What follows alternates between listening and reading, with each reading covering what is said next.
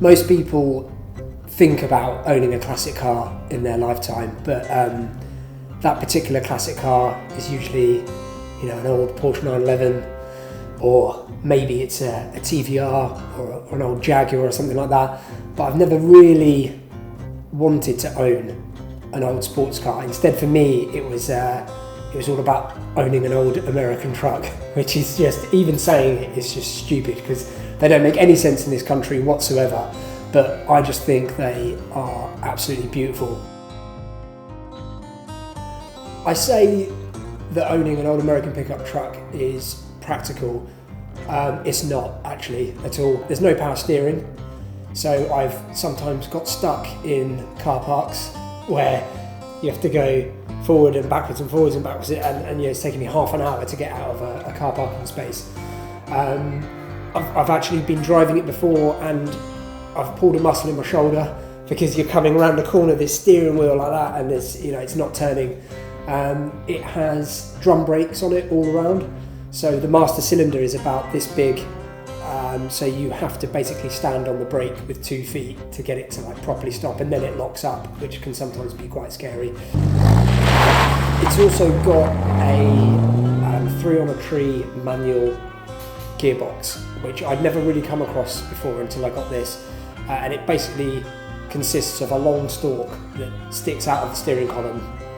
You kind of pull it towards you and up for reverse, down, blah blah blah, which is fine. A manual gearbox and that is not particularly practical. The clutch is so heavy, it actually hurts your left leg after a while.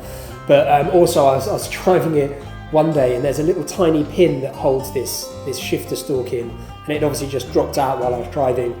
And I was coming around the corner, put it into third, and the stalk just came off in my hand.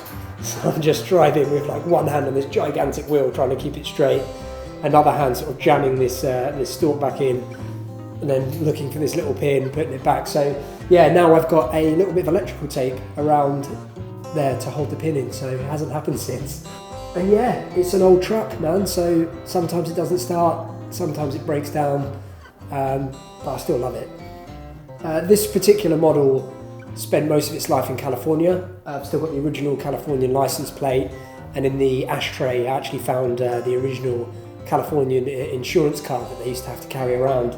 That's great because it means it's probably lived a very dry life, so it wasn't rusty when I bought it.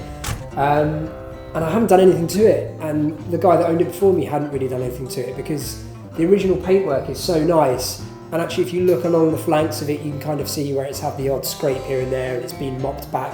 And I love that. I love it when a car kind of tells a story. I get asked all the time why I bought something as kind of big and obnoxious as this, but it's actually serves a really practical purpose. The bed on it is enormous. It's low, and I got it to transport bikes around, motorcycles, because modern pickups, the beds are so shallow, they're really tall, really difficult to get motorcycles on and off.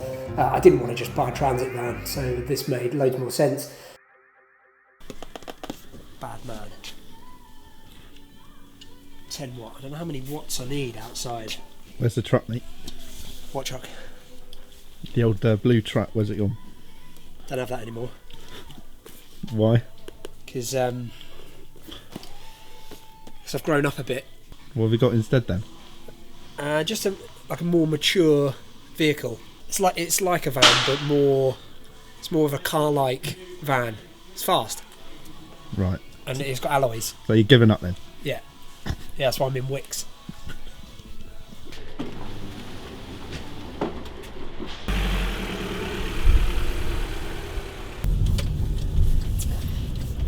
So you got a van then? It's not a f***ing van. Well, it is a van. It's not. It's a VW Transporter, and it's not a van because it's got a flat bottom racing steering wheel.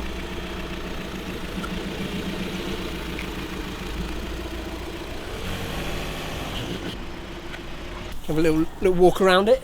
Yeah. 18-inch rims, tow bar, electrical hookup for lights on the back of your trailer.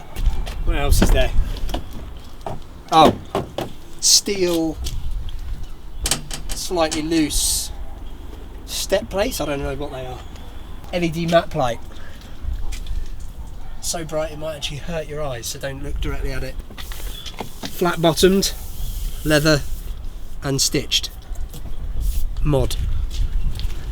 Look in the back of this. Carpeted walls for insulation and, I don't know, comfort. So you can just rub yourself up against those.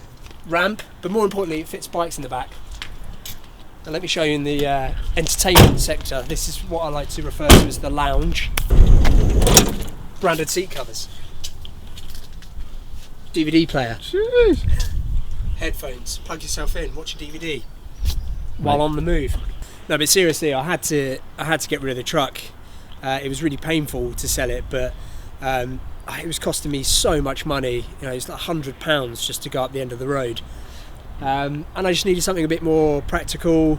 This can get, you can get 3 bikes in the back of that, and if you want, you can sleep in it and not get wet, which is, always a bonus. But yeah, practical, fuel efficient. I think these are all words that come out of your mouth when you realise you're getting old, and that's what's happening.